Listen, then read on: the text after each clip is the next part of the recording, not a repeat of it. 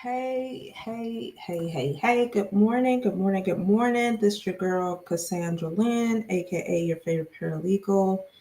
And welcome to Legal Talk 24/7.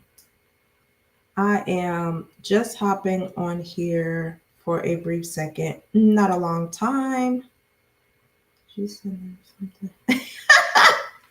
Although I try to start work by 9:30, and I'm late. I just dropped off my kid, but I got a lot of work to do today. I got a lot of work. Anywho's. Hey y'all, what up? What to do? I just want to hop on here right quick before I actually start my day because I got a lot that I gotta get done. I do want to talk about very, very quickly the civil litigation process. And what I have been witnessing since I have been on YouTube is that a lot of people do not understand that criminal litigation is totally different than civil litigation. Civil litigation can be personal injury, it can be wrongful death, it could be, and personal injury could be car wreck, slip and falls, wrongful death. It could be family law. Oh, hey. Let me see. Let me just make sure. I believe that. Let me see. I want to make sure that you have your wrench on there. Maybe I have to go on. Hold up. Let me see. I'm sorry, y'all, because I'm trying to. This is just like a spur of the moment thing, but Tiff. Let me see if I need to go to my YouTube and make sure that you are a mod. Hopefully we ain't go get no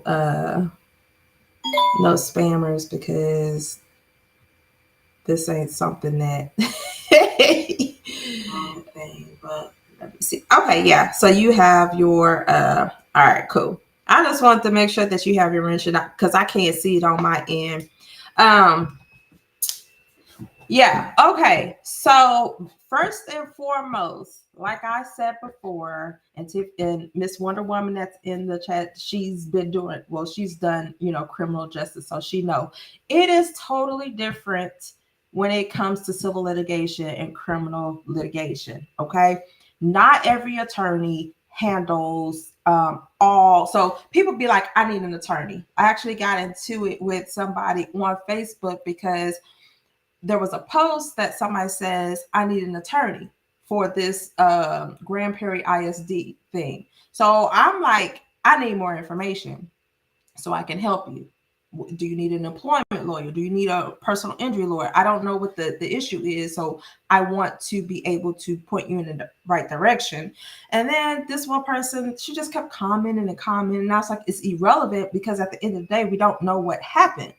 And so I was explaining to her that if I have a personal injury, I'm not going to go to an attorney who handles criminal law because that's not their area of focus. All right. Now, I do have attorneys that do different areas of law. I have one attorney I work with. He does criminal law, personal injury. Sometimes he does employment law.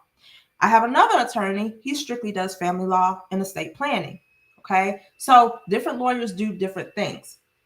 That's why it's very important for you to ensure that you go to the website, check out their practice areas so you can ensure that you have the correct attorney.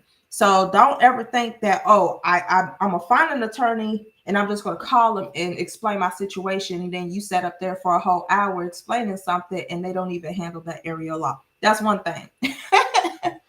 Good morning, Miss Bug.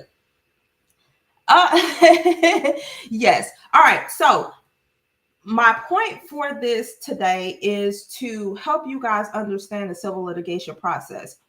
With civil litigation, as we say, and I'm going to pick on Chrisean because I know she has some civil stuff going on. I don't know this. Yeah, P. Diddy does have a lot of civil lawsuits. So both of those. So a petition is filed in court. Once the petition is filed, they have to serve that person, the defendant, a copy of that lawsuit. and they have to make sure that service have been perfected, and they have to have an affidavit showing that they were properly served. Once the defendant received the citation and a copy of the petition, they have so many days to respond to the lawsuit. All right. Now it could go one of two ways. Either they can answer and then they could continue litigation, being a part of that process, or they don't respond and it could go into default judgment. And that's where you see people will file a motion or entry for default and so on and so forth. But they still have to be able to prove up whatever amount that they're asking for their damages. Now, in the event that they do answer, okay, this is where the discovery phase starts. Now, what is discovery? Discovery is the period where both parties exchange, how can I say these, documents, information for the attorneys to review. Once they have done that, then they go into depositions where they have to meet in person, and they are asked, each party is asked by their opposing counsel a series of questions. It's like an interview. Then what they do is, once the depositions are done, they'll go ahead and take all the information from the deposition transcripts, all the discovery that was obtained, and then they try to work on some type of settlement or a negotiation. I won't say settlement, more like negotiations. And so that leads to mediation. If they go to mediation and they can't come to an agreement, then it goes to trial. But the biggest thing, you wanted to hear my perspective on her next court date. I think I did a video. Now that's criminal. So this is not really about the criminal portion of it. But I mean, at the end of the day, for Chrisean, the only thing we have to do is just wait. I don't have a perspective because we just know the facts that she did her time in Cali. She did her 30 days as ordered in Oklahoma. Now she has to deal with the part of her, not doing the things that she was supposed to do for probation. Okay, so that, I don't know. At the end of the day, it's going to be up to the judge on that part. But back to the civil part of this. So if we look at the civil cases for Chrisean and the civil cases with, Puff Daddy, with all of these personal injury claims, essay claims, Chris Brown, for instance, he was in a lawsuit. So all of that civil part. So once the parties have answered, then we start discovery. What is discovery? Everybody think that in these cases that people on the outside can just send and flood attorneys in the law firms with all of this information that they have stored away. Okay. People like, oh my gosh, I have all these videos of, I got a video of Chris Brown doing this, or I got a video of Chrisean doing this, or I have a video of Diddy doing this. Okay. I'm telling y'all right now, it's going to go to the trash. Okay. If they receive any outside emails with attachments or anything of that nature, more than likely, it probably won't get through because it's something called a firewall. I just want to let y'all know it's a firewall. So half the stuff that y'all are probably sending, if I see it pop up on my good morning, gracious one, if I see it in my inbox, I'm simply going to delete it and mark it as spam. The reason why I'm telling this is because I don't want people to sit there and think that they could just forward information to an attorney or a law firm's office and we're going to use it.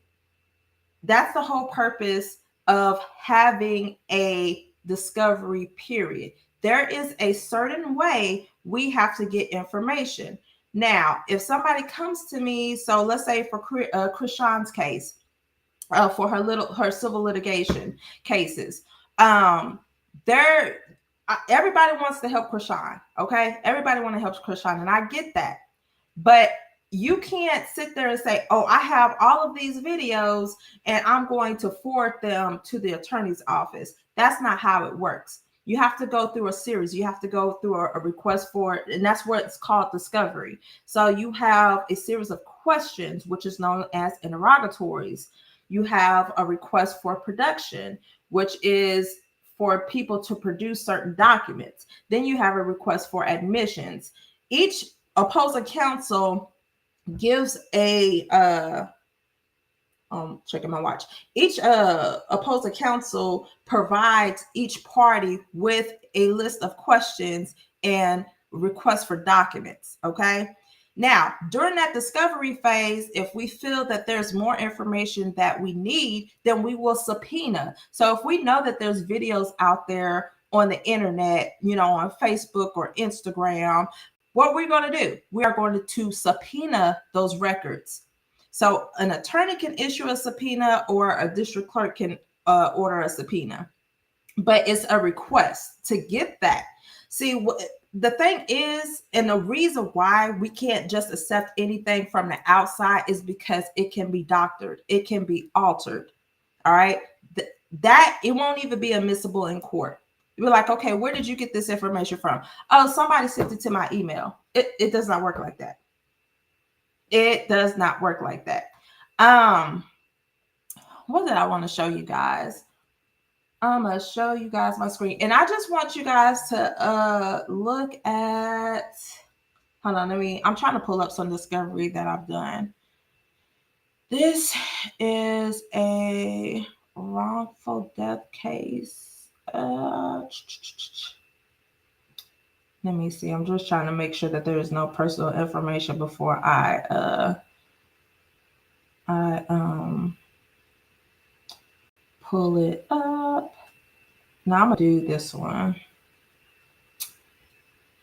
I draft discovery questions and I also draft discovery responses, and it's just based on certain things. So as a plaintiff paralegal, hold up, let me see. Okay, I'm gonna pull this one up. Oh, that's objectives and responses. Let me get the request. All right, so this is a personal injury matter. And like I said, it doesn't matter what type of civil case it is, it's still the same process. Thank you, Wonder Woman, for handling that. Yeah, I just want to make this strictly the civil litigation portion of it. First set to defendant. Okay. Let me pull my PDF up. So I want you guys to kind of get a sense of what discovery looks like. What time is it? I'm going to stay on here for about another 15 minutes. Okay. So this is what I drafted. So this is a personal injury case. This dude, he was in the scope of his employment, walked into an MRI trailer, and this thing behind the door exploded, and he had injury to his leg or whatnot. So I drafted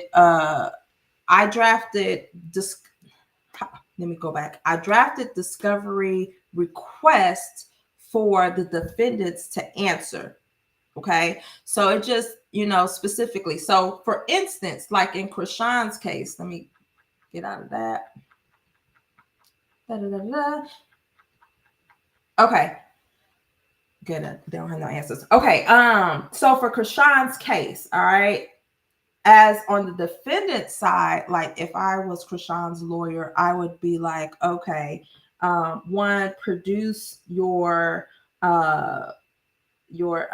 medical records and bills. If I'm asking certain questions, it will be specifically questions that I want answered to kind of get the gist of the story. Because we know that James' story changed about 50 million times, right? So I'll ask specific questions to ensure that he is being truthful. So, because with interrogatories, when you are answering them, you also have to complete what's called the verification. You have to get it notarized. It's pretty much an affidavit saying everything that you have answered in these interrogatories are true. That's why they call it a verified response to the defendant's interrogatory, so on and so forth. So these are interrogatories. It's just a series of questions, and they have so many days to actually respond once they receive a request to answer discovery.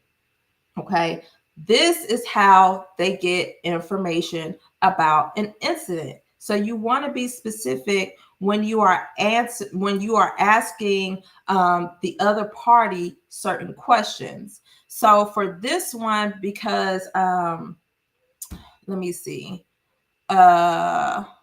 what's questions that I asked? Definitely, who's answering the interrogatories, all their information. State in your own words what you believe happened. And with car wrecks, I will ask if you were the owner of the vehicle. Were you driving the vehicle? Were you using your cell phone? Like certain specific questions that kind of can build a story, if that makes sense. With this particular one, because it was a injury while the dude was fixing something, like I'm really focused on the MRI trailer. So the MRI trailer is supposed to be, you go in there, and I don't know too much about what they did, but I know the trailer had to be in a certain condition. So do you go out there and do you, maintenance the trailer? All of those are questions that I want to answer. Now, when I get to the request for production, these are things that you want to ask. So if you have any videos, any photos, if it was some type of employment thing, do you have any training manuals? Do you have employee records? I want to have tangible things that I can see. Were there any emails sent? All kinds of things. So any document that I want, I have to request it through a request for production. Okay. So and I wanted to say this because I have to go back to the fact that I want people to understand that you just can't, people on the outside cannot just send videos, photos, emails, messages, screenshots of things to a firm. We have to make sure that we request them through the legal process, through discovery. That's how that works. That is how that works. So this is a request for production, as I stated. Okay, so just requesting a lot of information that can be related to the case. Reports, memorandum, investigative materials, let's see, estimates, receipts, invoice, anything that can help the case out. This is a request for admission. So admit that you were properly named in the plaintiff's petition. Admit that the venue is proper. So this is just pretty much, the other party admitting or denying certain questions. So admit the plaintiff was not the cause of the incident, so on and so forth. Now, the thing with discovery is that you guys won't see it. It's not for the public. Okay. So when I'm showing you guys the court docket, it's not something that you guys will actually see discovery on, unless, and I spoke about this on, I think it's the video I did this morning in the Zeus Network case. You're not going to see any of the responses to discovery. All right. That is something that is exchanged between the defendant's attorneys and the plaintiff attorneys. So just like with Diddy's case, and I'm going to take that, everybody is wanting to know who is on this video. Okay. If that video was to get leaked out, that they won't be able to use that. So we have to be mindful of the information that we want to get as far as the public.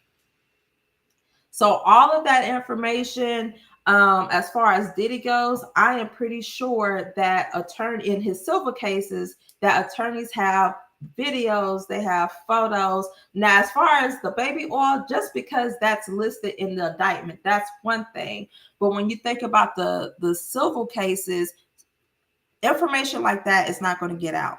Okay, so anything that they have electronically, or if they have videos, or if they have photos, they're not supposed to be leaked out, because that's something that they might use in trial. But those civil cases is going to help that criminal case that Diddy has. But anywho's, that is discovery. So discovery is not for the public. Discovery is internally. It's not something that's going to be filed.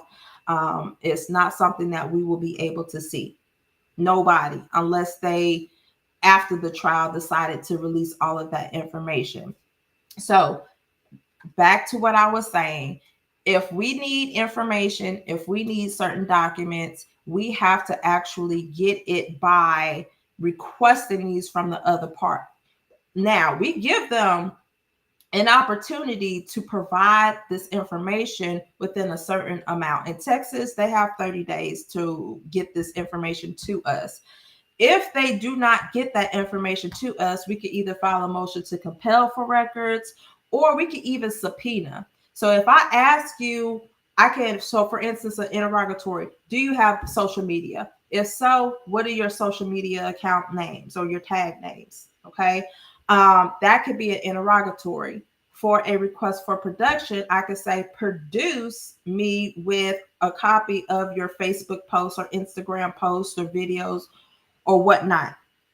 Okay, it's totally up to them whether or not they're going to provide those. Because sometimes, even when I'm responding to interrogatories or admissions or requests for productions, I object to some things, because some things is just not relevant to the case. But if it's something that I know is relevant to the case, like if you don't want to give me your social media tag names, I'm your paralegal for you, because I'm going to find out what your social media is. Okay. And then I'm going to draft a subpoena, and I'm going to send it to the legal department for Meta or whoever else. That is how they are able to get the information as far as videos and posts from your social media. A lot of people think, oh my gosh, they took them down. There's no way that they have them. Y'all, that's not the case. Even though it is wiped from what you can see, you and I can see, it's always going to be stored somewhere. That is why we subpoena these things. That's why we subpoena social media. You can subpoena anybody. You can subpoena somebody to appear in court or a hearing. You can subpoena records. You can subpoena social media. Just anything that if you need somebody to come in, or if you need some certain documents, you can subpoena. Yes, and Tiffany said, and vice versa, criminal will help civil, since lower bar to prove civil, just the preponderance of the evidence, criminal beyond reasonable doubt. Exactly. They work hand in hand. Just like if it's a personal injury case and a car wreck, and the defendant ended up unaliving somebody during that car wreck, and we have that happen where we didn't file criminal charges, especially if it's a DWI case. Criminal charges is brought upon, and it's dealt with that way. And so I've had attorneys go sit in a freaking courtroom on a criminal case just to help the civil case. So it is so cool. I like doing that. Thank you, Voracious One. Yeah, I just want people to understand the biggest thing that I want people to know is that even though you want to help your favorite person, whether it's Chrisean or Chris Brown, or I don't know about Diddy, or you want to help the victims on behalf, unfortunately, the public cannot do that. Okay, it is a certain way that law firms have to go about getting information. It has to be requested. If it's not requested, then you go on to subpoenaing. Okay, so don't waste your time trying to send law firms videos, because either it's not going to get through because we got a firewall, or two, it's automatically going to get deleted.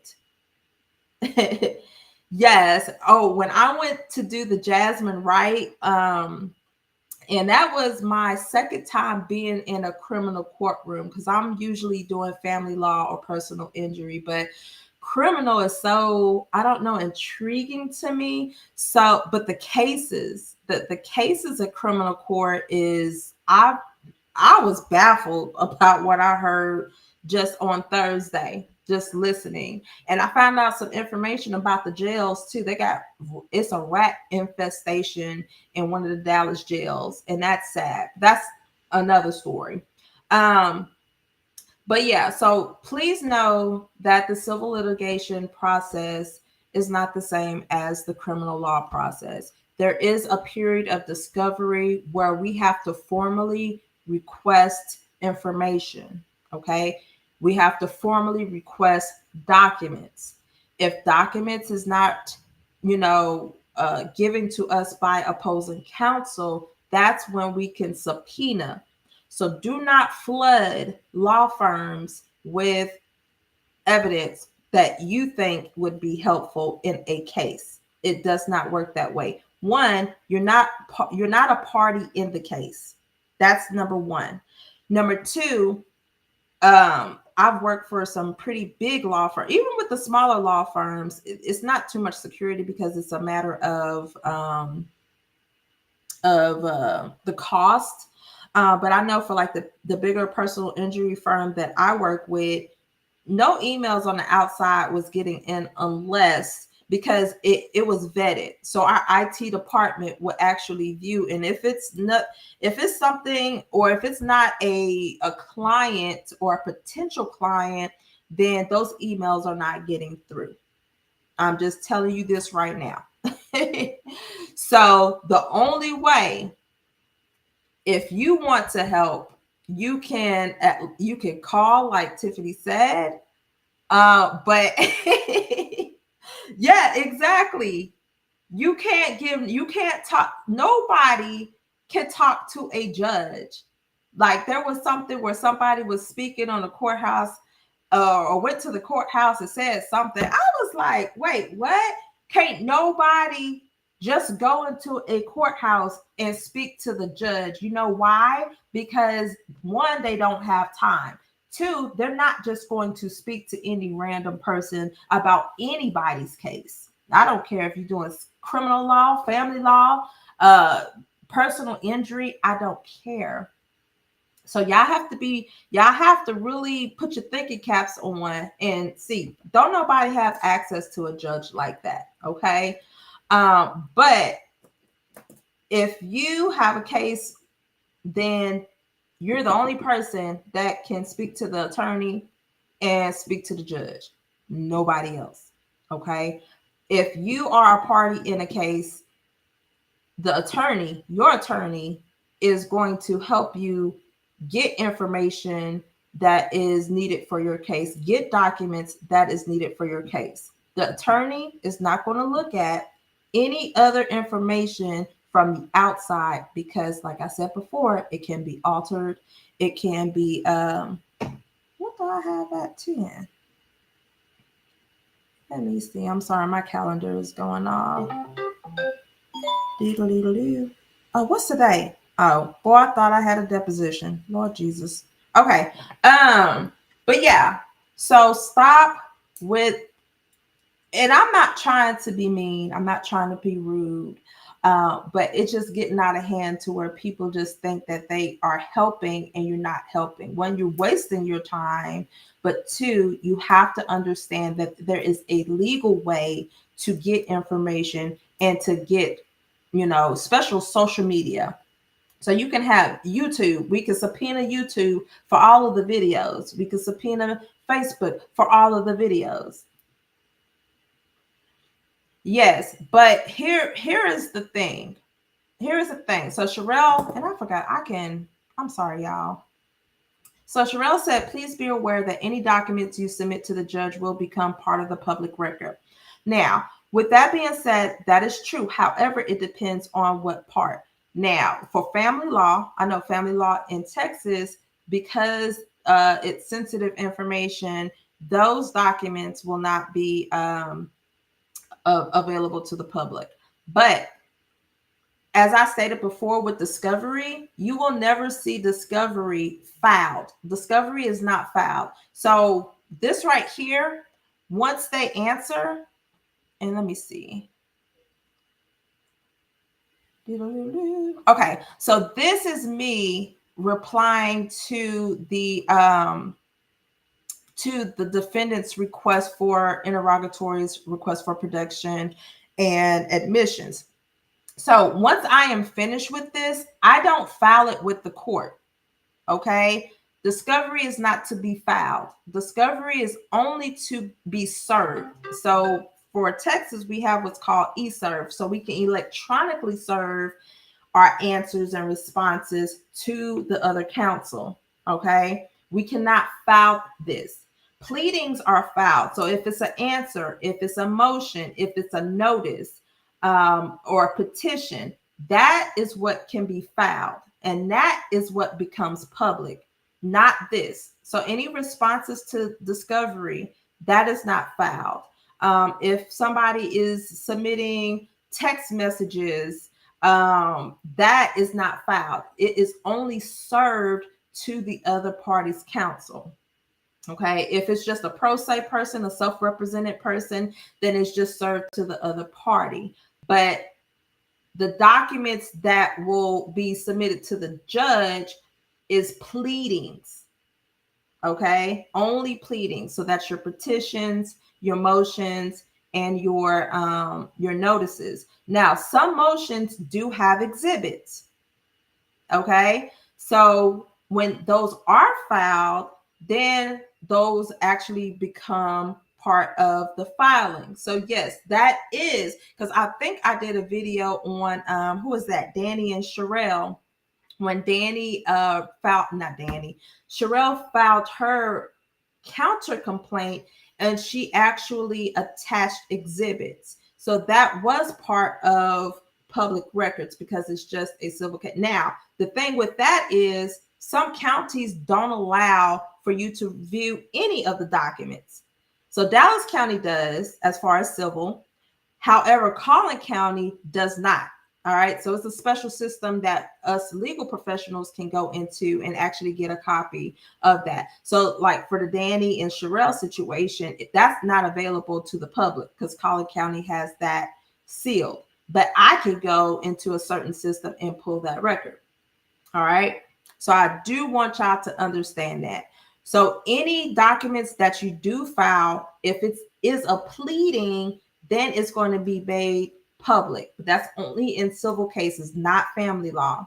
All right. And not even all counties and states even allow for the public to even what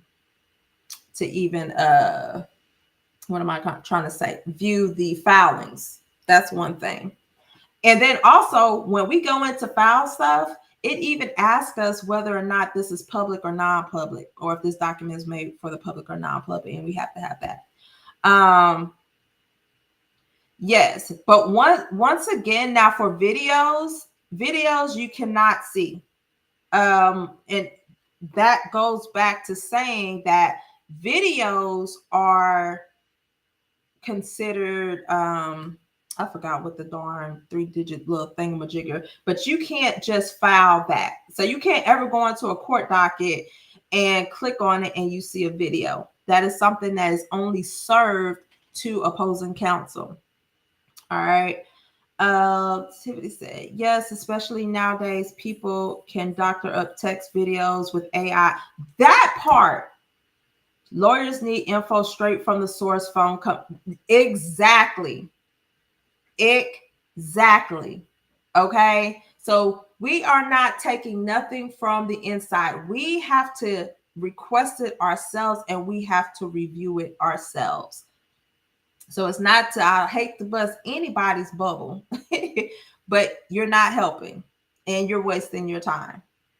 But yeah, so we have to be able to go through these and make sure that these are valid texts, these are valid videos, because the way technology is, anybody could do anything to information, pictures, and videos. If it contains minors or something else, a judge counsel agree they don't want to release can be sealed by the judge on the case. That is correct. And really with family law, yeah, and with that too, if there's a like I do have personal injury cases where it involves minors. So instead of us actually putting their full names, we have to use their initials. But if it's like any other personal information, then it automatically redacts from. So that document will be available, but I just end up redacting that information because I know that once I do file it and it's on the docket, that people will be able to pull it up. Exactly here in CA2, like PACER and CIC, etc. Only legal personnel allowed to look at stuff. And if we release any of our privilege info, we will get in trouble. Oh yeah. Oh yeah. But sometimes that's why when you file it, it doesn't automatically get accepted because the clerk will come back and say, hey, you didn't redact this. Or hey, it has personal information. So they will actually not redact. They will reject the filing, and we fix it, and then we will refile that. But now, as far as PACER goes, it's the same thing. I hate PACER. I promise you, I hate PACER. So while I am on here, I really want people to ask me. Do you have any questions as far as the civil process goes? Okay. Regarding Jaguar Wright, I sent substantial amount of information to the Dallas DA. Whether it's been reviewed yet is anyone's guess. It has not.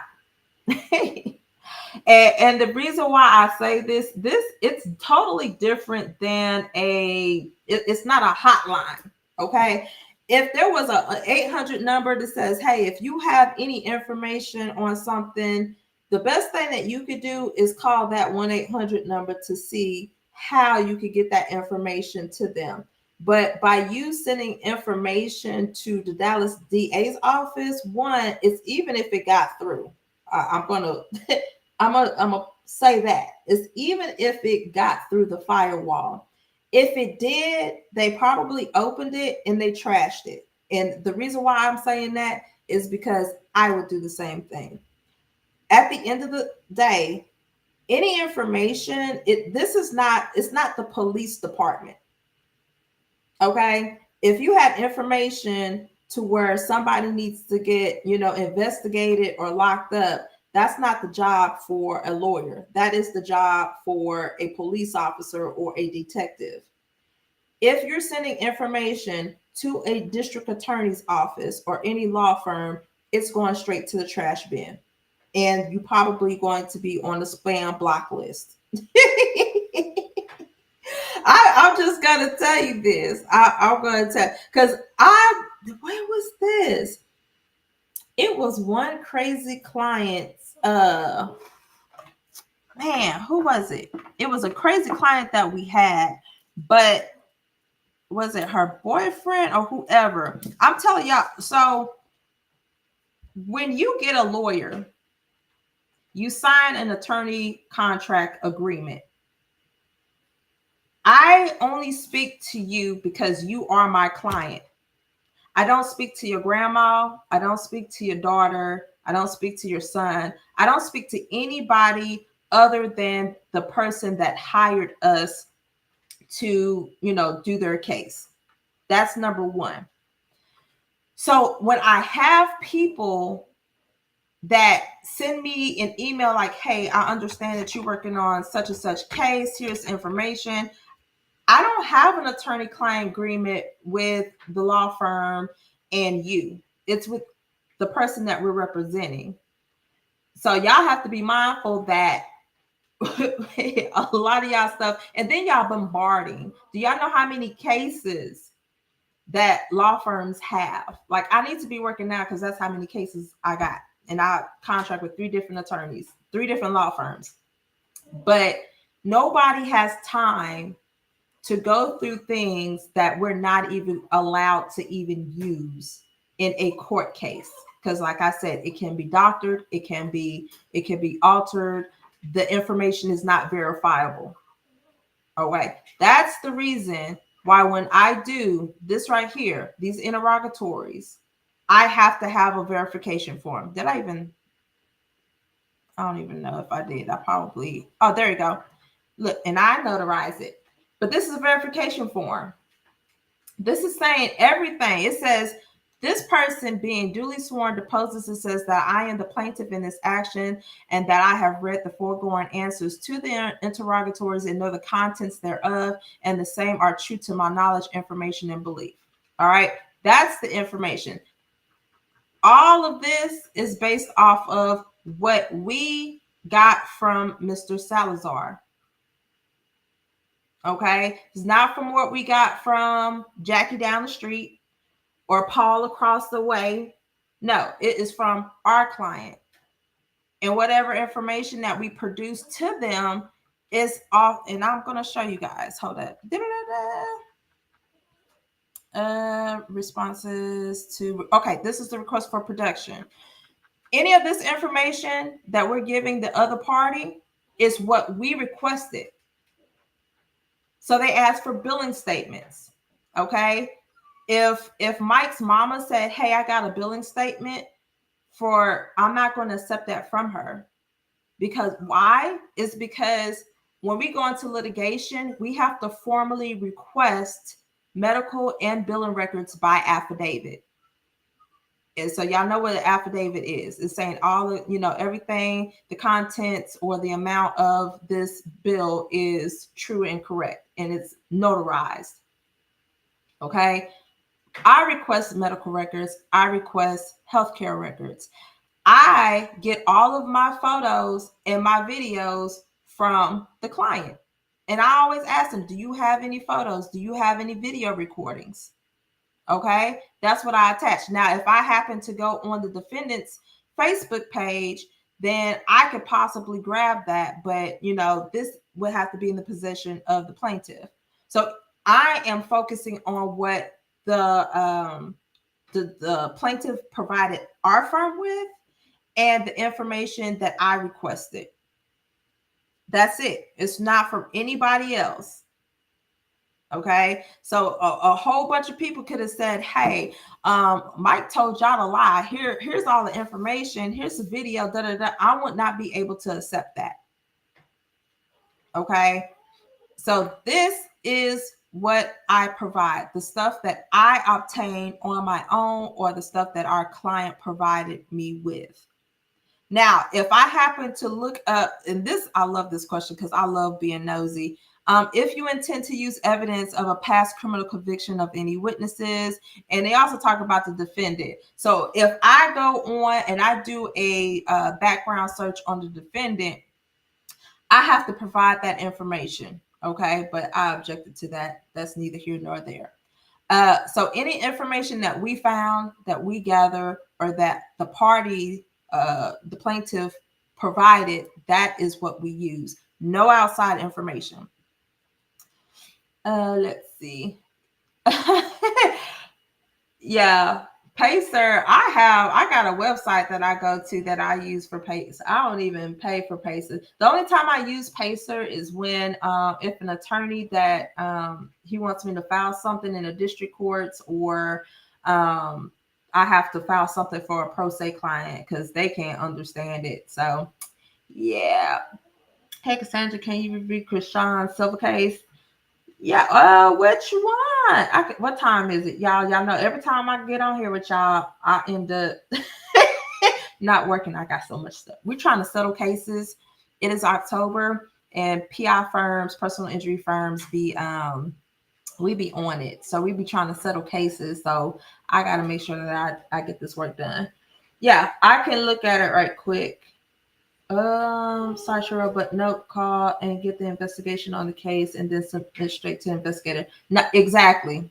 So yeah, so any information that y'all have on people, you give it to an investigator, not the law firm. We can't do nothing with it.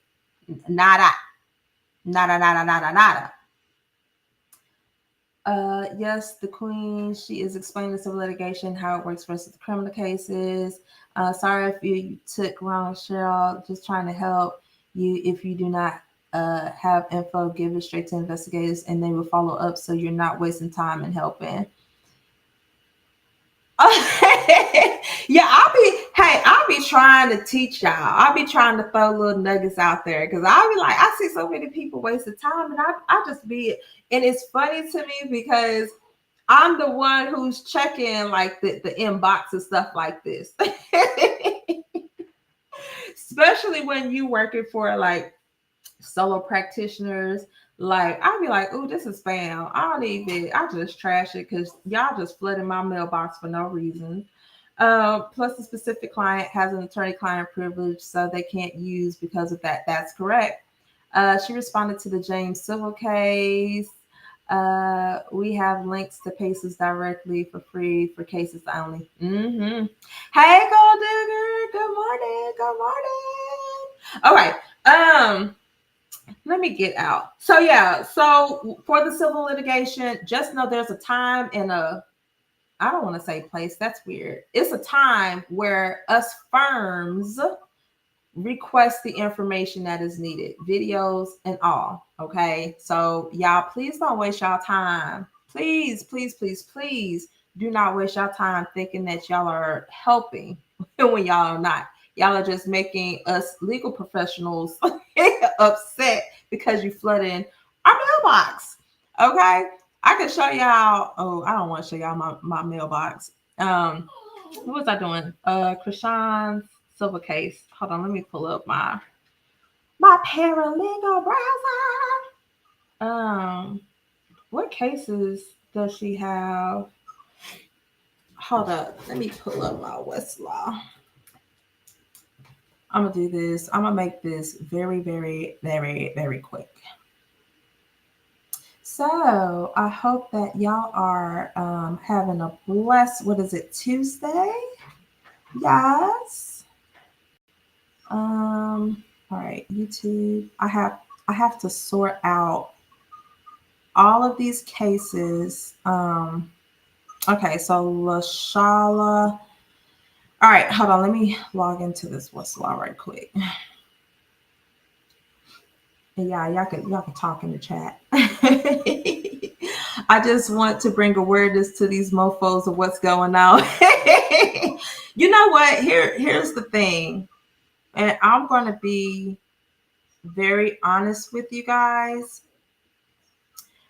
Whether it's criminal or just like with the Jaguar Wright case, attorneys have so many cases, bro, that and I know for a fact because one of my attorneys, he's criminal law and he's personal injury. This dude, and he's like me, I set my own schedule. I work from the time I get up, throughout the day, so on and so forth, because I work for myself.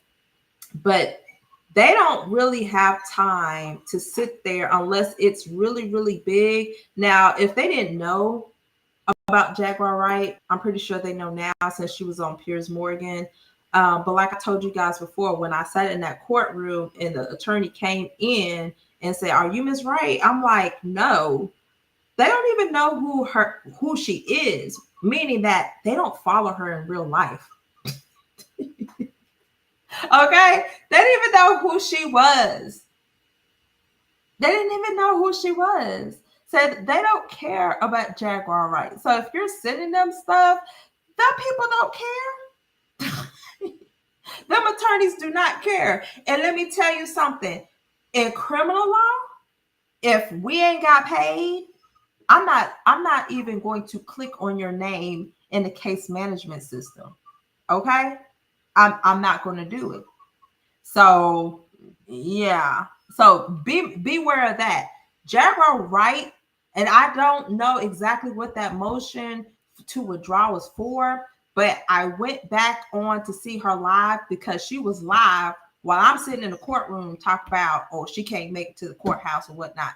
But word on the street is she said that, and this was out of her own mouth, that she was trying to get enough money to pay for the attorney. Yeah, she had one of, and I'm not knocking my attorney because he's a damn good criminal defense attorney, But the Cochran firm, if you don't know who the Cochran firm is, remember Johnny Cochran, if it doesn't fit, it must have quit, the OJ's attorney. So he has law firms in certain states. She had that law firm.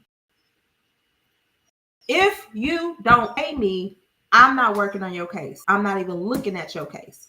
Now, for personal injury, like these SA cases, civil suits, these personal injury cases, assault, battery, all that other stuff, they work on a contingency basis, meaning that we don't ask for money or retainer fee up front. All right. We just work on your case, and we're pretty much footing the bill. So if we have to purchase medical records and medical bills, we have to pay for those. If we have to go to a deposition, we have to pay for a deposition. If we have to issue subpoenas, filing costs for even filing a petition in court. We build up expenses throughout a civil litigation case. How attorneys get paid is when they reach a settlement. So if they get a settlement of $100,000, the attorneys is going to collect their attorney fees and their case expenses. These are only in civil cases. Okay. So criminal case, you pay up front, and if you got 20 racks for a criminal case, then that's that. Okay. For a civil case, it's on contingency. All right. Family law cases, some firms, like, I don't want to say some firms, the smaller solo practitioner, like my solo practitioner, he charges, I think you have to put a $3,000 retainer fee down, and then he charges like $375 per hour, because of course he has to pay me. Okay. Let me see. Are you officially covering? Here's the thing. I am a paralegal, so I only mess with court docs. I'm not into the blogging stuff to let you know her every move. But if it is court documents, I'm all for it. And I've done a couple of, I've been watching her court cases for quite a while. I've done several videos on that. So, definitely tune in if you want that Jaguar Wright felony case update. But as of now, she got a warrant issued for her arrest. No, he was not a court appointed. So I did mention that. I had to go back and look, because the case where she threatened a police officer, there was a court appointed attorney, but then she ended up hiring the Cochran law firm, and they took on both of those cases. And the crazy thing about that part is those are two different felony cases. So I know for a fact that she had to pay them, because some attorneys for just one felony case, you're looking to spend anywhere from $8,000 to $10,000. So if you got two, they possibly gonna give you a deal and make you make monthly payments. But if you ain't making them payments, we ain't touching your case. Point blank. Period. I'm still on the fence about going to law school, but when I was younger, I swear I wanted to work for Johnny Cochran. Girl, she ain't got girl, I was pissed. Because then she got on live, and you can see the background, and all I saw was the reunion tower, the ball. So I was like, she close. She close to downtown, and she couldn't even come to court. What? Poor people cannot afford legal assistance, and it's a shame. That is correct, but that's why you have a court-appointed attorney. What was you didn't get paid for that Pierce Morgan show, ma'am? Okay? Because if you got paid, you should have used that money to pay your attorney. So now it will be in her best interest to get a court-appointed attorney. And one thing she did say that's crazy, I went over her docket, and remember that the judge ordered for her to have a psych evaluation or a mental health evaluation, and she said she passed that. So I'm like, what? So you're not crazy. Quick question. Do you feel certain people would get the attorneys you can pay for monthly? Wait, quick question. Do you feel certain people should get the attorneys you can pay for monthly? No, what's JIC? What's JIC?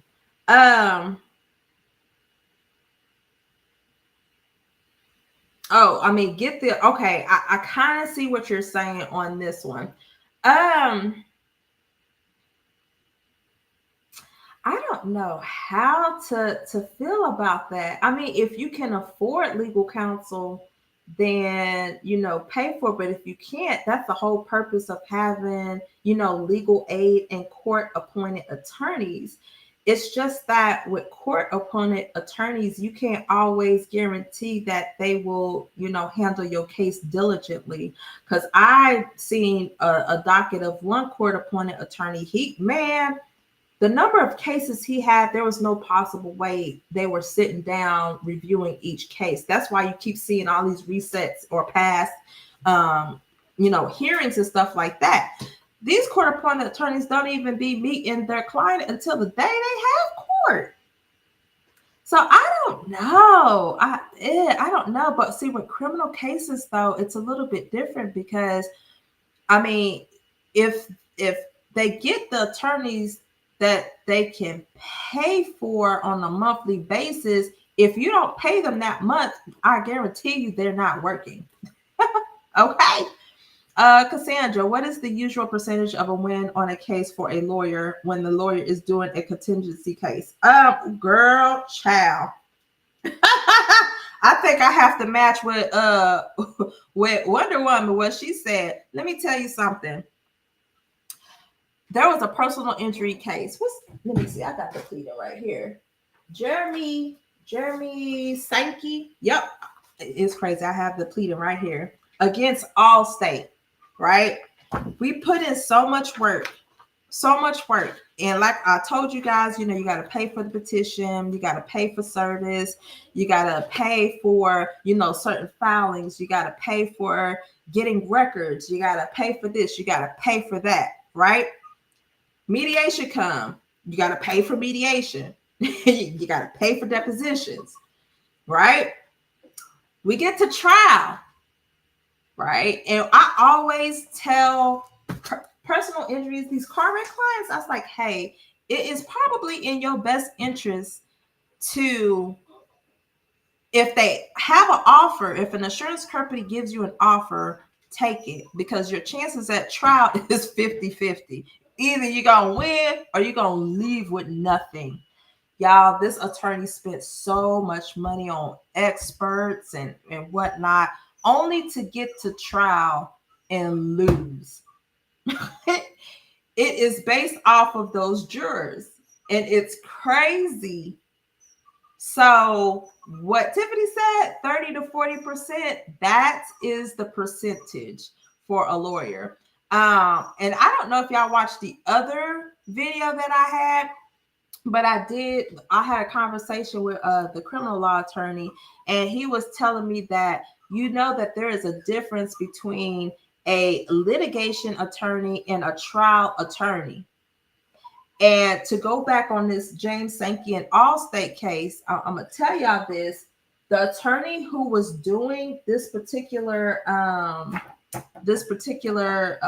case, when he got the trial, it's like they ate him up. To me, he is not a trial lawyer. He is a litigation lawyer. He's good at handling the litigation process. But when it comes to trial, now some said he has. I haven't seen him in action. I didn't get to go to court with him that day. But they said he's all right. He all right. But that's the difference. So you got to be a trial attorney. That's why with these civil suits that Tony Busby, he's a national trial attorney. He goes to trial. If y'all go to his website and look at his past cases, he goes to trial. The courtroom is his playground, okay? He knows how to utilize it. So it's not good to have somebody who has never been in a courtroom to be representing you in the courtroom. And I hope y'all catch on to that. Since please go to law school, you got accepted. We need, yeah, girl. But see, that was years ago, and I decided to get my. So I have 2 masters, but I think when my youngest gets in high school, I may consider it. Who knows? Who knows? Who knows? I love being a paralegal. I'm not bound to anything. Goes to say, yes, so true, Cheryl. Many can't afford legal counsel, but thank God for firms who represent contingency. Yes. Now that's only in personal injury cases. Like on criminal law cases, no, we got to be paid up front. Okay. Family law cases, you're not going to really find an attorney that really does pro bono work, because it is a lot of money that you're putting into these cases. And you have the passion for this stuff. I do. But I also like teaching first. Teaching is my first love. That's my first love. Just in case, here in California, you can pay monthly for attorneys that are there if you need one. That is pretty cool, because I get a lot of calls saying, do you know, I just need an attorney for a hearing. Girl, them people be like, no. These attorneys, I don't know if they got the time or they just mean. Let's see. Wright underwent 3 psych evaluations. She felt the first conducted by Pittman at Loose. Girl, Loose Sturt is bad. They got a rat infestation, but that's neither here nor there. Passed the second, and I'm unsure the result of the third one. I tried to go onto this site that I have to get legal documents, and I could not find that. I think the only way to get that is we put in a medical records request, but I'm not like nobody's paralegal on that case, so I can't get that. They see the clients the same day in criminal cases as well. That's paid lawyers as well in a lot of cases. Yeah, it just depends. Every state does things a little bit different.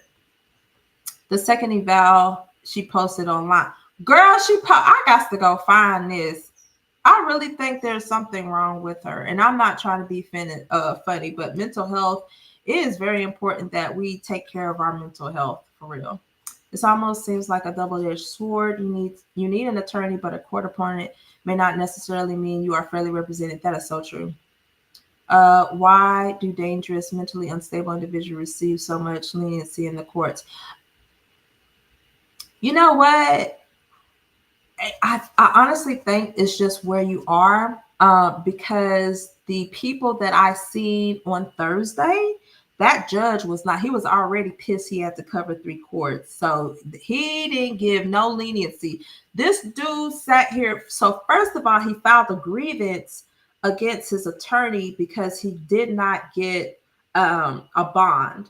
So the judge was like, well, why hasn't he got a bond? And the attorney was like, well, some of these charges don't what he say? What she say? Don't have a bond. And then the dude was like, I gotta get out of jail. My mother, she's sick and she needs me. She needs me. And so pretty much so since he filed the grievance against the attorney, she filed the motion to withdraw, right? The dude made his statement about his mama, and the judge was like, well, you filed a grievance against her, right? He's like, yeah, all right, motion granted. But he told the attorney she better find him an attorney before she leave the courthouse. So he didn't get no leniency. He really didn't, but you could tell that there was something wrong with him mentally. But they have to take that into consideration too. Wow, yeah. Paralegals are like RNs. They do all the work, yeah. And that's why I really like being a paralegal. Now, the cool thing in Texas that they have done, the Supreme Court of Texas, they passed to where paralegals will be able to represent a low-income individuals, but you have to have your certification, and you do have to have so many educational hours in a particular field. So I'm like, ooh, I think I want to do, I think I'm definitely going to do that. Definitely for family law. And I don't know, I have to look and see what areas of law, but definitely family law, like family law and estate planning. But yeah, I love doing the work. I really do. Criminal law does not allow for exactly. They do not. You got to pay up front. You can't pay up front. We can't help you. unless they're doing it pro bono, but I don't know. Criminal law, that's a lot of time. Here we call the poor people with appointed attorneys the public pretenders. What? Because like you said, they don't know the clients or the cases are still standing in front of a judge, shaking my head because 100. Yes. Yes. I like that. I'm going to start calling them public pretenders. You got you a public pretender? Agree 100%, Cheryl. Also are in and have to doctors what to do. Oh, you're what? Wonder Woman. What? So okay. So are you still in the legal field, Tiff? Buttercup says, would you consider someone like Gloria Allred a litigation lawyer? I heard another lawyer on YouTube say they never heard her going to trial, but also successful at a settlement. So, okay, yes. So she would be considered a litigation attorney because there are attorneys that never gone to trial. So she is awesome. So she's awesome at going through the litigation process and settling before it gets to trial. So she would be considered a litigation attorney. Psych evaluation was conducted over the phone. What? Over the phone? Girl. Over the phone. Girl, that's funny. If you ever need help with explaining the law in California, I'm definitely, girl, yes, girl, you probably gonna have to come up here, girl, because California, I like California. I really do. I filed a couple of cases there. Yes, both criminal justice and RN are work. Oh, okay. Shout out to you, Miss Wonder Woman. Tiffany, you're doing it big. You're doing it big. Yep, and people don't realize that the jobs that are going to be booming in the near future are, the I call them the sidekicks, the right hand man. So like your RNs and your paralegals and stuff like that. Those are the jobs that are going to be needed. So it's like I'm on the border of law school, but it's just like I really enjoy being a paralegal. Because I have the opportunity to contract with whatever attorney. I'm not bound by one firm or anything like that. I can expand my knowledge whomever I choose to contract with in whatever state. That's the awesome part. Sure, why you laughing, girl? I do a lot with the coroners. Oh. Ooh. Sally always sick people and criminals. Oh, but wow, the coroner's office. See, and I always wanted to do stuff like CSI or special victims unit. I'd be into that stuff. Oh, y'all, I done got sidetracked because I was supposed to be. Hold on, let me go over this. So y'all always get me on here, and I don't. What time is it? I'm gonna be working all night. That's okay. That is okay. Hold on. I am looking up Chrisean's case. Let me type this in. 518.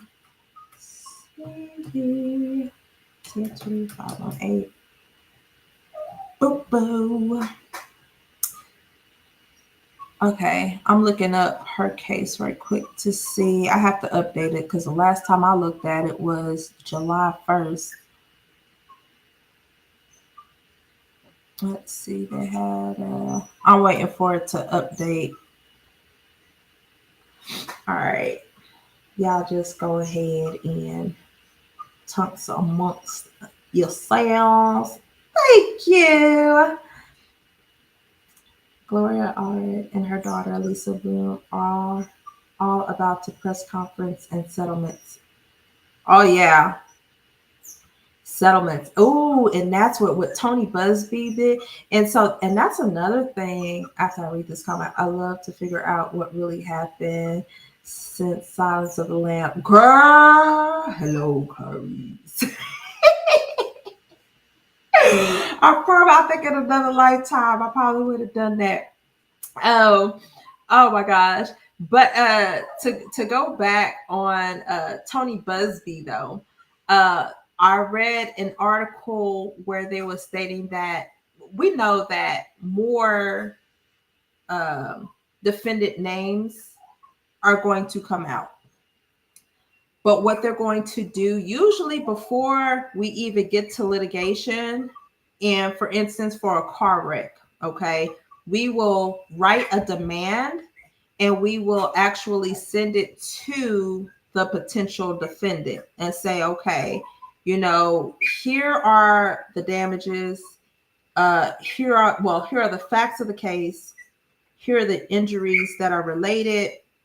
This is how much, as far as like medical bills go, that we spent on, going to a psychiatrist or a chiropractor or whatever the case may be. Here's what we're demanding. We're demanding a certain amount. We're demanding $100. Oh, my Yorkie barking at me like he runs something. I always demand 3 times the amount. So if your medical bills is $100K, I'm asking for $300K. Okay. But that's demand. So what Tony Busby is doing is saying, okay, these are our victims. Like, if you don't want to be named in this lawsuit, then go ahead and settle out. To me, I wouldn't offer them no type of demand, but at the end of the day, you have to try to settle before, you go to litigation. And I get it, especially in Texas. That's what we do. Or actually anywhere. You always want to try to settle before you pursue litigation. So by them giving them the option to settle, it's crazy, but that's something that has to be done. Now, I can't wait for them to start filing, because I want to be nosy and I want to see exactly who else was a part of that. All right. So with Chrisean, let me see. There ain't nothing. Okay, so I'm looking up the who is this? I think this was the hairdresser. I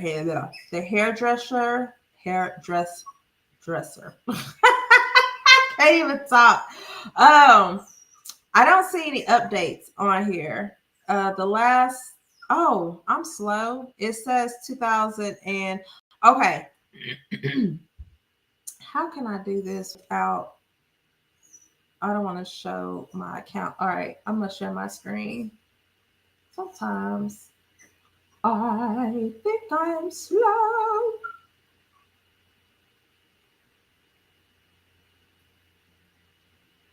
Oh, hold on, let me read this. Yeah, Busby has an interesting past, honestly, sort of like Gloria and Lisa about the one.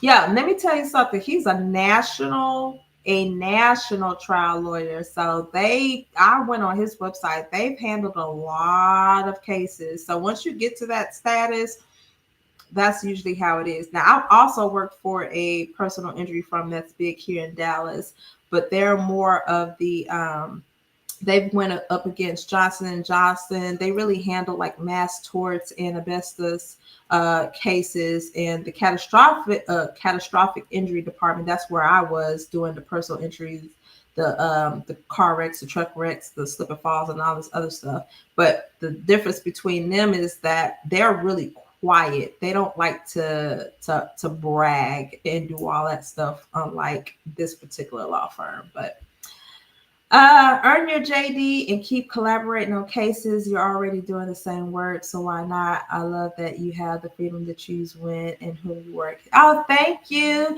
And I told myself I'm really debating on it.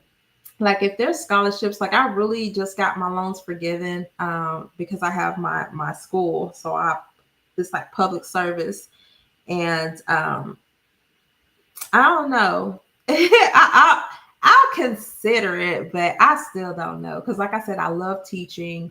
But honestly, I don't want to work for the rest of my life. I just want to have my businesses and have people, work for me. So one of those.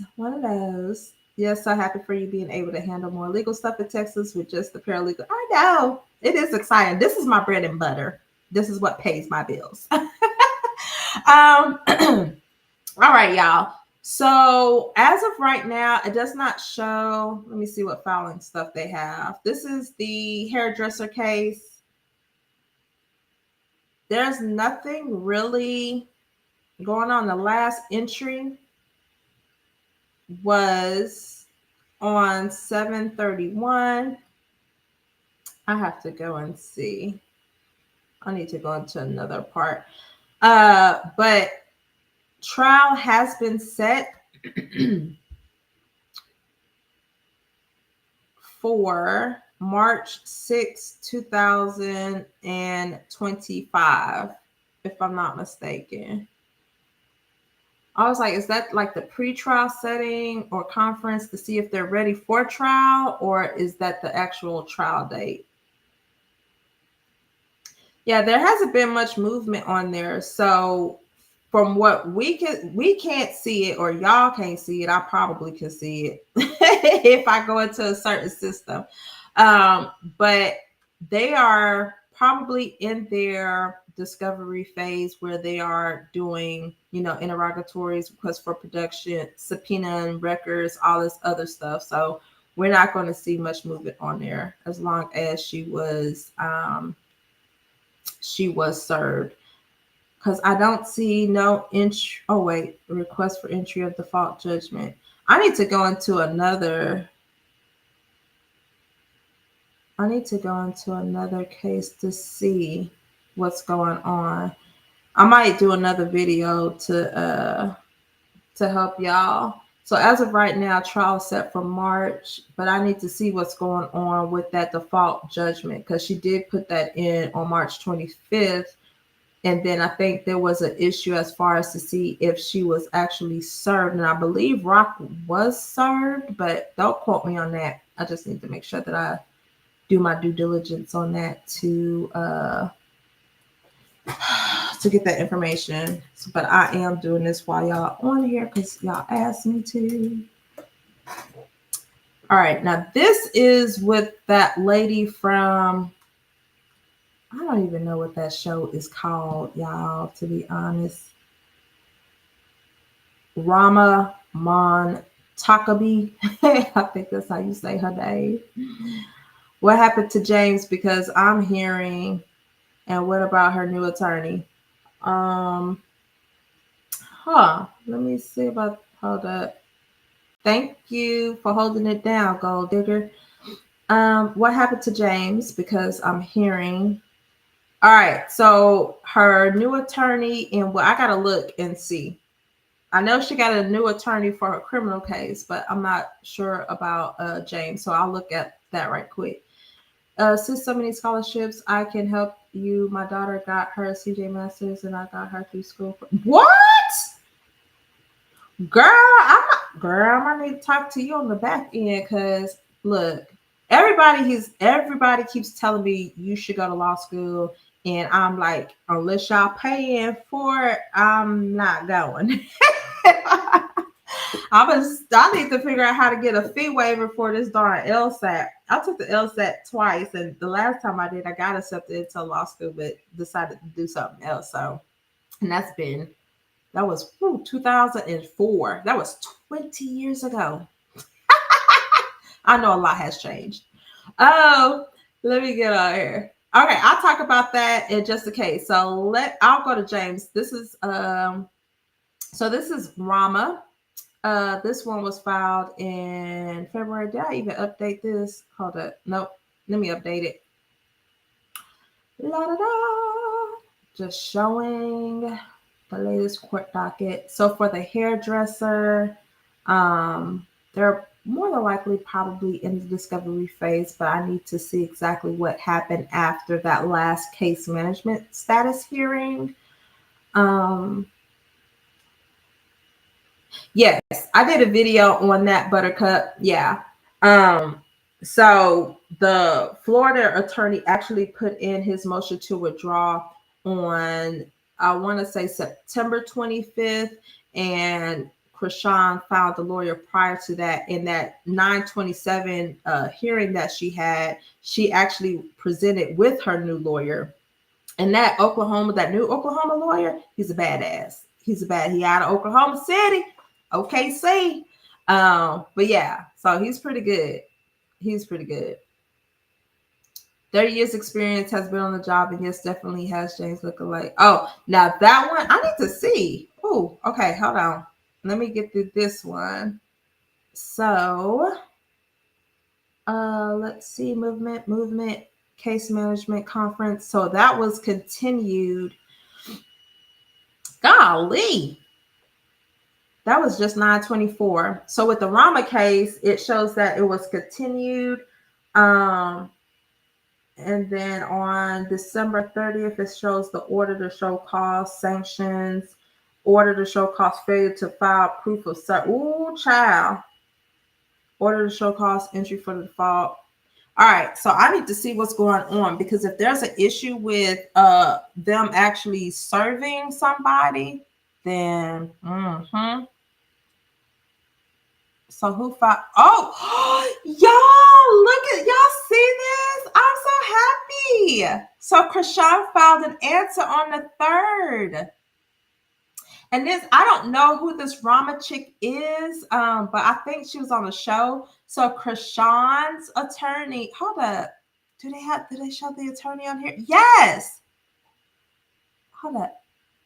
Yes, Monica. So Monica I think that's how you say her name. She filed an answer on this lawsuit on whatchamacallit. And that is so good, y'all. I cannot stress enough what it means to file an answer. Never just let a lawsuit just slip through the cracks, because you don't want to end up in a judgment and then you be like Blueface and you have all these little mini judgments on top of the 15 million that you already have. So with the Rama case, I'm telling y'all this because we on live, but I'm going to do a whole separate video and I'm going to break down each of her civil cases. So as of right now, she has filed an answer in the Rama case. So that's good. That is really good. All right. She's staying in our business. So I hope she knows about that other case against the hairdresser, and the attorney goes ahead and file an answer on that one as well. Yes, that's good. That is really good. So she filed the answer, so now you can move forward with that. Oh, the Roma girl was supposedly on power for 5 seconds. That is hilarious. Yes, our girls handle business. MD quashed that warrant. Oh yeah, who's girl? Oh man, these people are still. They be like, what about Arizona? What about Maryland? Boy, people be slow. I promise you, people be slow. People be slow. Let's see. Gold Digger, thank you for the love. Thank you for the love. Have you ever seen someone actually win a federal case? Yeah, I've actually have seen people win federal cases. I sure have. Now, have I stepped into a federal court? No, that is my dream. So hopefully. And watch Monica work. James will be paying her. Okay, so she filed an answer in James' case too. Hold on. Let me pull up James' case. I tell you, every time I tell y'all, it be y'all that be having me on this here YouTube, knowing I'm supposed to be working. I'm trying to settle some cases and make people have a happy Christmas, because I'm about to get them some racks on racks on racks. All right, so all right. Oh, well, it says the docket was good through 10/2, which means that there has been an update. So hold on. I'm letting it think. Indeed, she is standing and facing her giants to right with. Yes. And that's all what, I don't care who you are. If you have, legal things, handle them. That's all you got to do. Yes, Buttercup, the Mob Gotti, Teflon. All right. So here's James Wright case.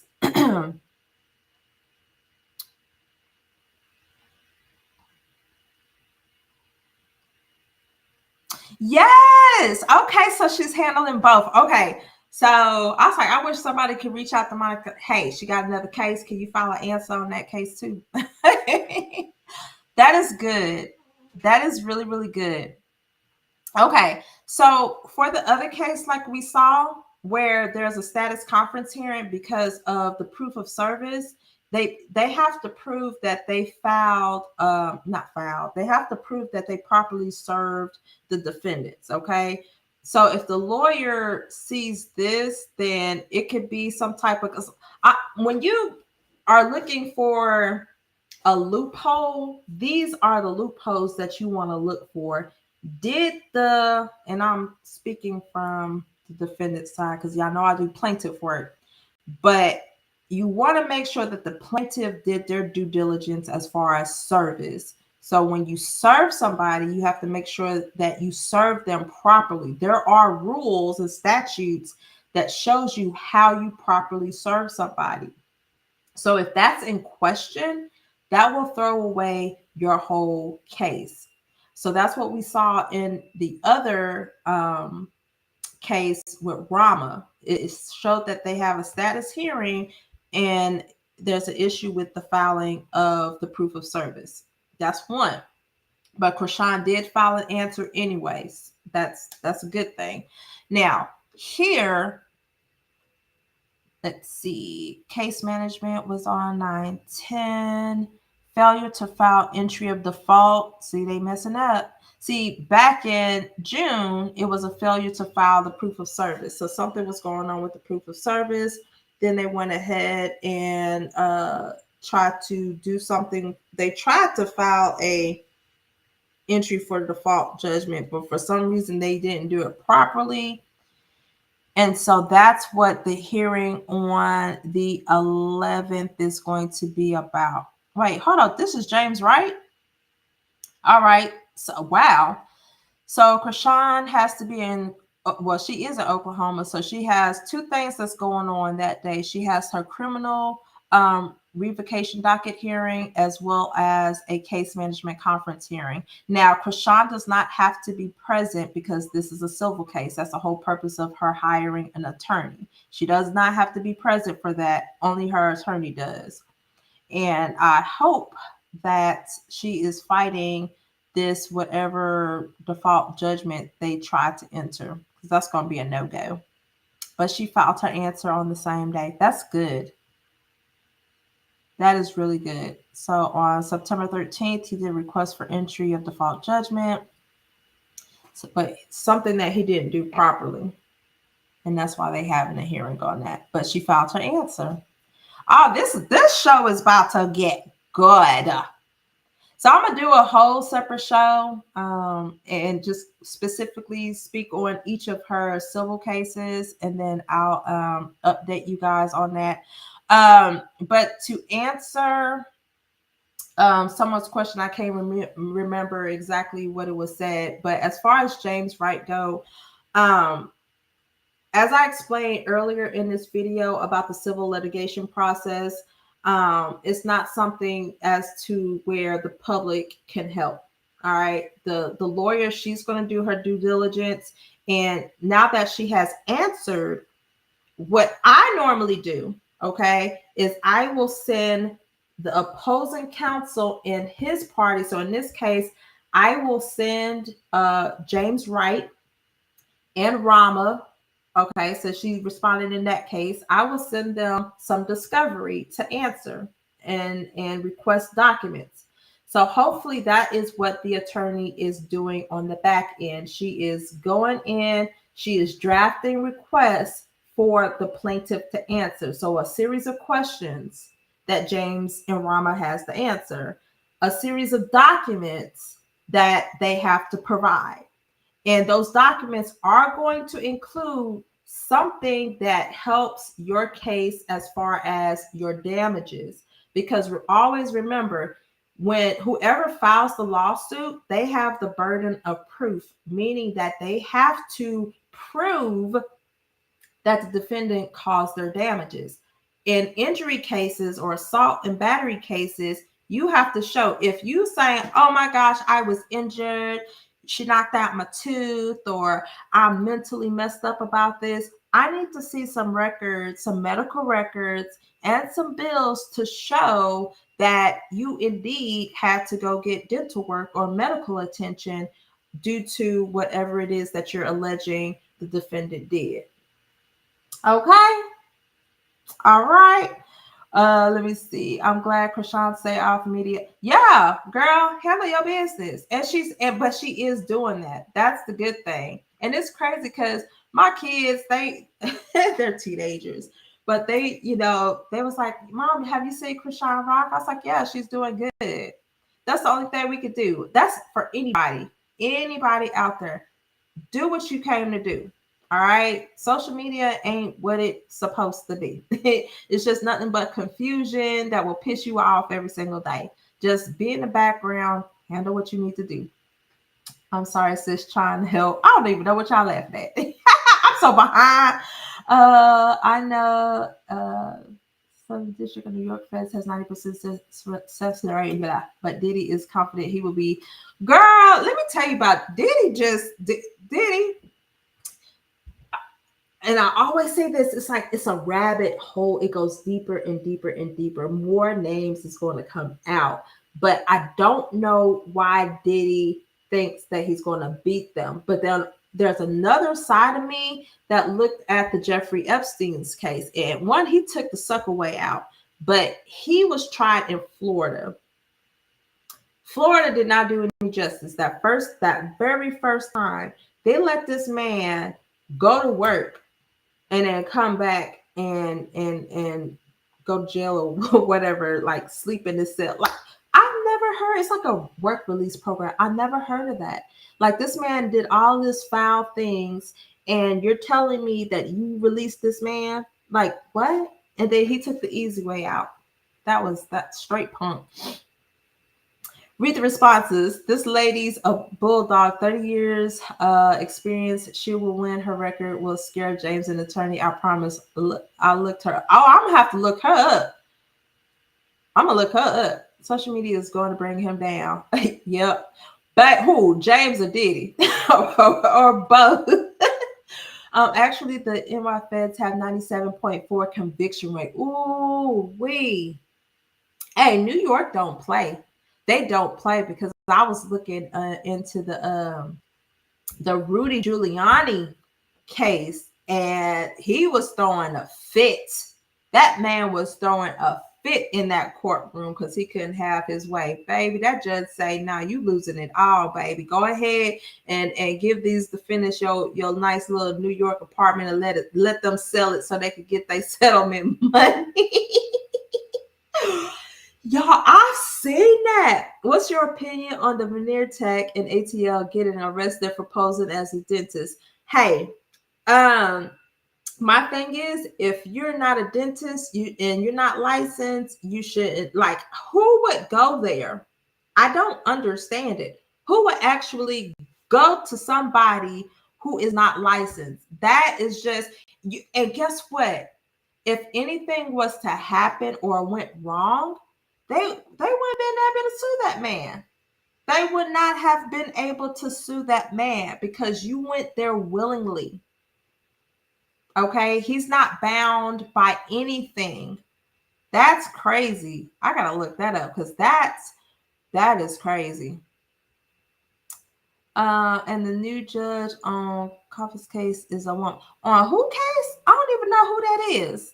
I'm gonna do a separate video for Chrisean though. That is pretty awesome. I'm excited. So she has 3 civil cases, and the attorney has answered in the James Wright case and the Rama case. Hold on, let me go back to what's that girl name? I call her Ichabod Crane. That's so wrong. Ichabod Crane, because I can't say her first name. BBCB 02518. Because I didn't see if. Hold up. What's the defendant's names? Hold up. All right. Case information. Filing.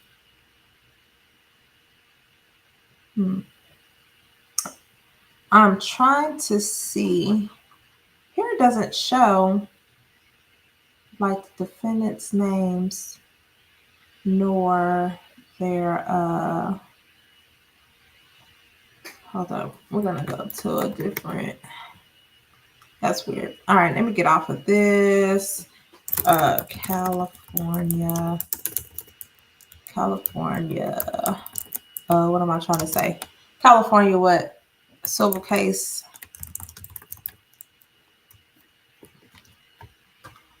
Yeah, and since I'm live with y'all, I should be doing some work so y'all can see how I be stressing myself out. I be stressing myself out during the day.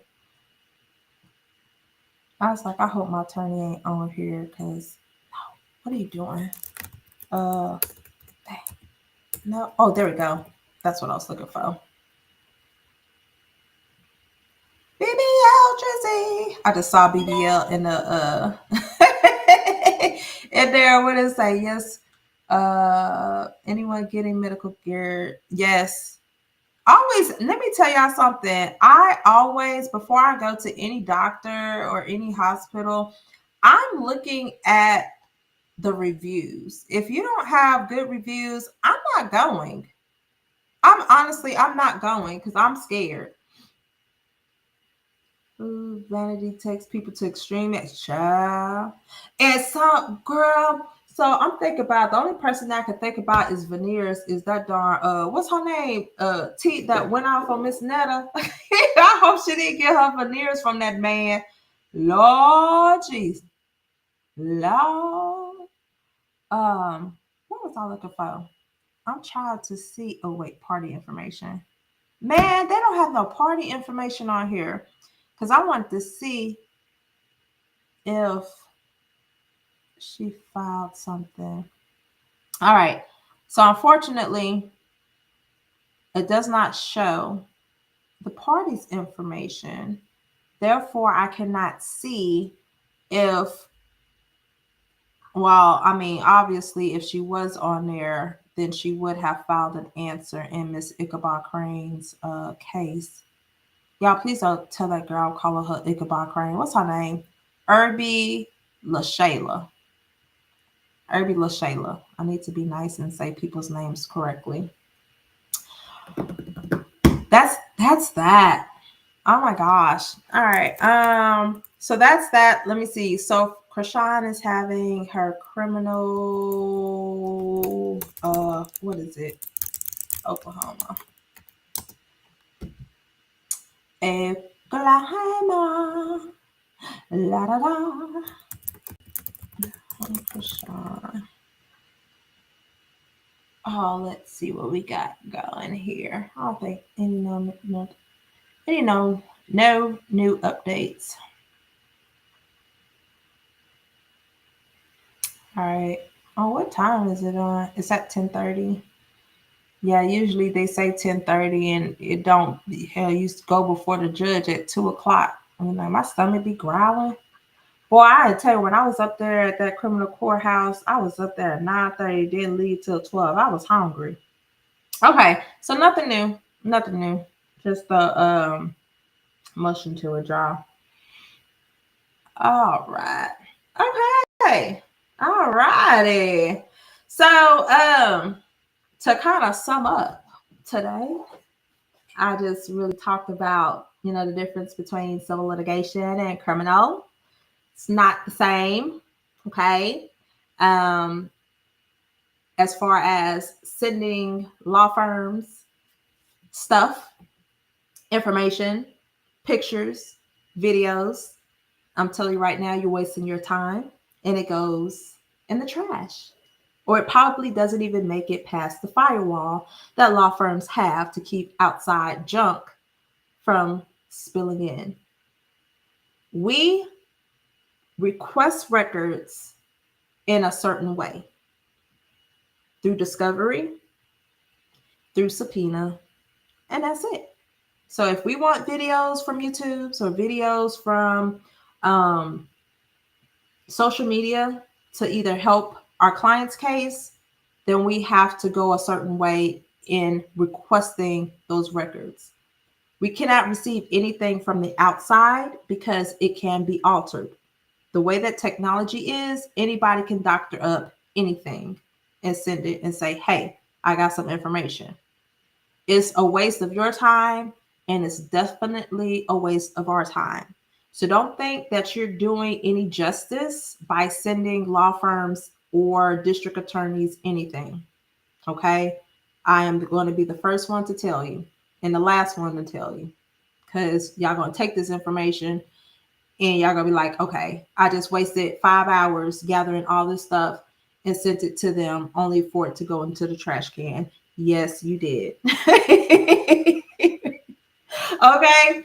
So we do our due diligence when it comes to civil cases. So like in Chrisean's case, we don't need any videos from James or Rama or anything of that. The attorney is going to request that. I'm pretty sure they're in the discovery phase.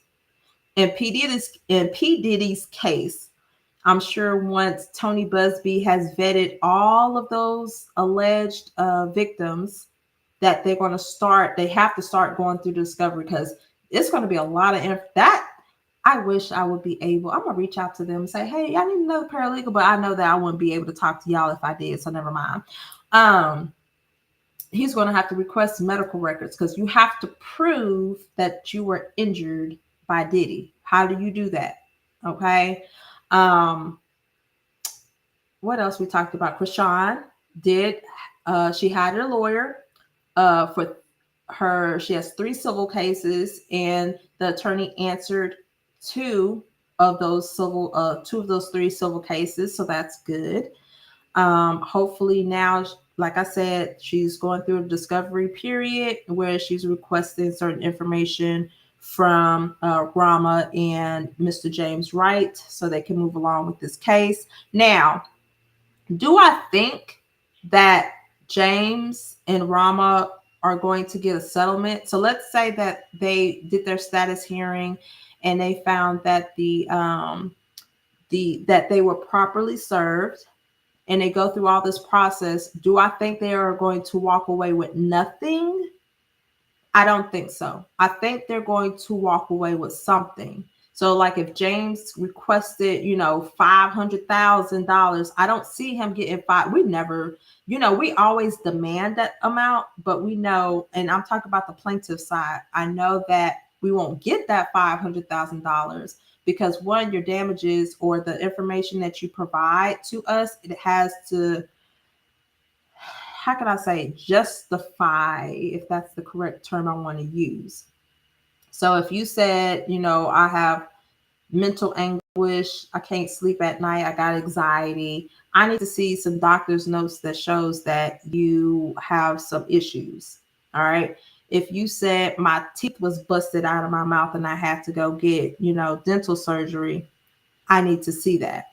And then we'll take a look at those bills and we'll determine, okay, all right, we'll give you something for it. Now, if your bill is $100,000, it's gonna have to go through some negotiations. So I'm very interested, even though we won't see how much he spent in medical records unless that gets leaked out.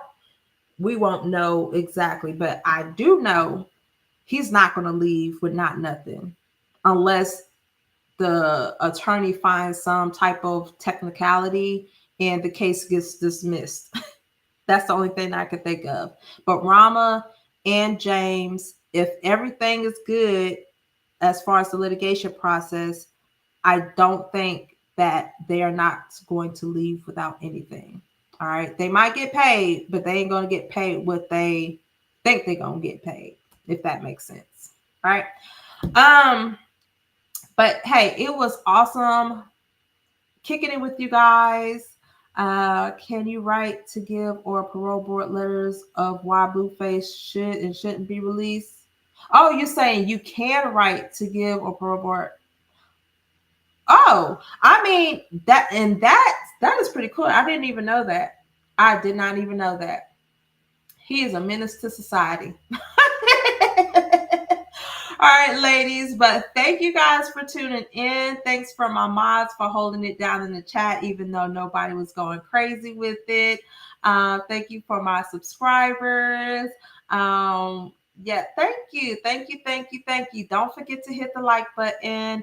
Replay gang. Hey, hey, hi. How y'all doing? Now, if y'all don't see me for the rest of the week, that just simply means that I'm catching up on work. This is so sad.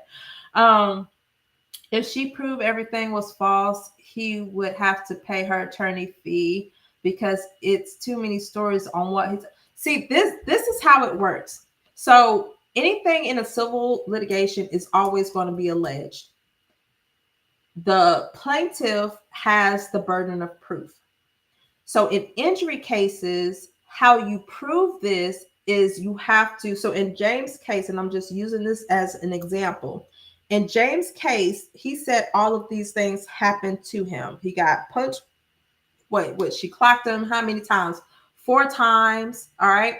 So me on the defense side, I'm looking to see, okay, when you went to the doctor, I need to see the ER because here's one thing that I always say. If you get injured, the first thing you need to do is call the cops. 2, you need to go to the emergency room because the emergency room will document every single thing. All right. So if you got knocked upside the head, allegedly with 4 big champion style rings, there's going to be damage. I need to see, and even the EMS report, because if I'm not mistaken, the EMS came and he got checked out. All right. If that is the case, on the EMS report, it's going to show some type of not show, but it's going to state, if he has any lacerations and if they gave him any meds on the way to being transported to the ER.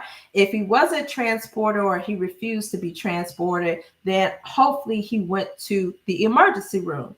Now, if he went to the emergency room the next day, then the doctors, and that's why I say we have to order medical records because we get it in detail. I'm talking about the emergency room notes, the RN notes, the whoever you go check in with. It's very detailed versus if I say, hey, do you have a copy of your medical records? Because you could just go log on to my chart or whatever, and it's not as detailed. I need to see a detailed account of the time you checked into the ER to the time that you was checked out of the ER. I need to see, okay, if you had a laceration, how big was the laceration? If you didn't have any lacerations on your face, then something's wrong because if you're saying and you claiming that you got punched in the face with, the big champion style rings, you will have some knots and all kinds of stuff. Now, if your teeth was popped out, okay, then I need to see a dentist report for the visit notes. I need to see how much that medical bill for the dentist costs. Now, the thing is, when we request these medical bills, some of these medical providers, they not inflate, but they tend to exaggerate on their medical bill costs. Like if it says, okay, $20,000, and I'm looking at this bill is not worth $20,000. It's more like $10,000. Okay. But I'm not going to tell that to the other party because I want them to pay me as much as possible. But that's what I'm looking at on the defense side. Like, okay, you went to go get surgery and you're saying that it's $20,000. Nah, this is more like $10,000. Okay. But on the plaintiff side, baby, no, it was $20,000. Y'all need to pay me. But I love being on both sides because I have opinions about both. But James has to make sure he proves his damages. That's the holy thing. So it's not about the attorney proving everything is false.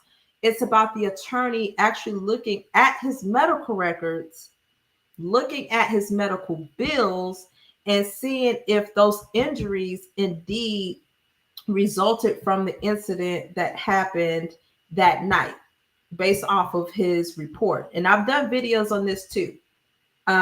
It's crazy how his story changed over time, and then he gets on social media and other things are being said other than what he reported.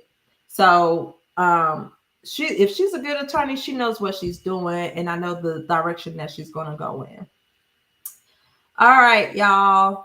Let's see, because too many stories. You are so welcome, Gold Digger. Thank you for coming in. There are no medical bills, pics, etc. were submitted in the case. Yeah, now I know that the pics and the videos were submitted in the case because I read that. Now, if there's no medical bills, then how are you going to prove up your damages? That's weird.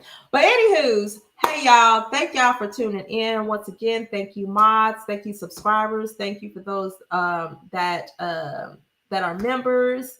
Hopefully, we can do this live once a week. I always say that, but then I get busy. But hey, thank you, thank you, thank you. Let me see. Yes, definitely look at the newest filings. You will enjoy. Ooh, child. Ooh, okay. I'm gonna definitely do that.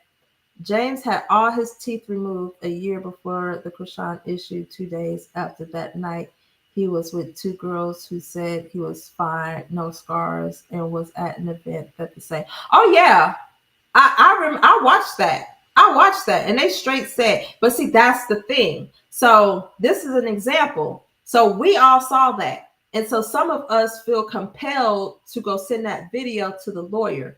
Don't do that. Do you know why?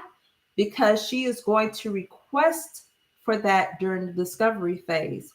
All she has to do is file a subpoena. And what was that? I think he was on Instagram, and I think Instagram is Meta. So you're going to subpoena his social media, and you're going to get all of the videos that he did around that time. You're going to watch those videos.